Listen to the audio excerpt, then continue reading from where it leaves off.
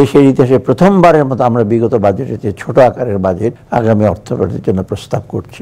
বিদ্যমান উচ্চ মূল্যস্ফীতির প্রেক্ষাপটে নীতিগতভাবে আমরা বিদ্যুতের মূল্য আপাতত না বাড়ানোর সিদ্ধান্ত নিয়েছি। বিদ্যুৎ খাতে প্রদত্ত ভর্তুকির পরিমাণ ক্রমান্বয়ে হ্রাস করার লক্ষ্যে বিদ্যুৎ উৎপাদনের সার্বিক ব্যয় 10% কমানোর পরিকল্পনা হাতে নেওয়া হয়েছে। প্রিয় দেশবাসী, অর্থনৈতিক স্থিতিশীলতা ফিরিয়ে এনে একটি উন্নত সমাজ বিনির্মাণের উদ্দেশ্যে আমরা যে সকল কার্যক্রম গ্রহণ করেছি তার মূল লক্ষ্য হচ্ছে শূন্য দারিদ্র্য, শূন্য বেকারত্ব এবং শূন্য কার্বন ভিত্তিক সমাজ বিনির্মাণ, যার মাধ্যমে আমূল পরিবর্তন হবে দেশের মানুষের জীবনমানের এবং মুক্তি মিলবে বৈষম্যের দুষ্ট চক্র থেকে। আমাদের এবারের বাজেট কিছুটা ব্যতিক্রমধর্মী। দেশের ইতিহাসে প্রথমবারের মতো আমরা বিগত বাজেটের যে ছোট আকারের বাজেট আগামী অর্থবছরের জন্য প্রস্তাব করছি।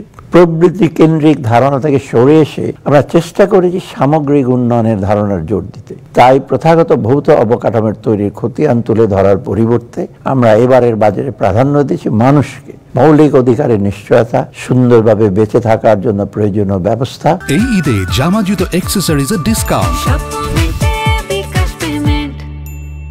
জীবিকার নিরাপত্তা এবং বৈষম্যহীন পরিবেশ, এই অত্যাবশ্যক উপাদানগুলো ছাড়া যে কোনো রাষ্ট্র অকার্যকর হয়ে পড়ে দুর্বল হয় সমাজের ভিত। এবারের বাজেটে তাই শিক্ষা, স্বাস্থ্য, সুশাসন, নাগরিক সুবিধা, কর্মসংস্থান ইত্যাদি বিষয়ের উপর জোর দেওয়া হয়েছে। পাশাপাশি চতুর্থ বিপ্লব, স্বল্পোন্নত দেশ হতে উত্তরণ এবং জলবায়ু পরিবর্তনের ফলে ক্রমাগত যে সকল সুযোগ সৃষ্টি তার সুবিধা ভোগ এবং যে সকল চ্যালেঞ্জ তৈরি হয়েছে তাকে মোকাবেলা করে টেকসই উন্নয়ন নিশ্চিত করার দিকে মনোযোগ দেওয়া হয়েছে।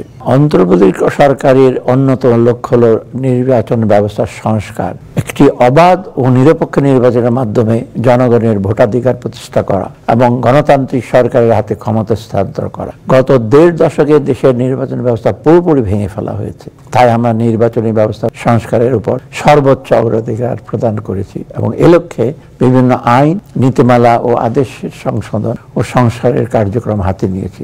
কারাগারকে সংশোধনাগারে রূপান্তরের লক্ষ্যে বাংলাদেশ কারা ও সংশোধন পরিষেবা আইন 2025 প্রণয়নের কার্যক্রম হাতে নেওয়া হয়েছে। সংস্কারের অংশ হিসাবে 3টি টাস্কফোর্স গঠন করেছে, যার প্রধান উদ্দেশ্য ব্যাংকিং খাত সংস্কার কর্মসূচির ভিত্তি করে ব্যাংকগুলোর সম্পদের ব্যাপক গুণগত মান পর্যালোচনা করা।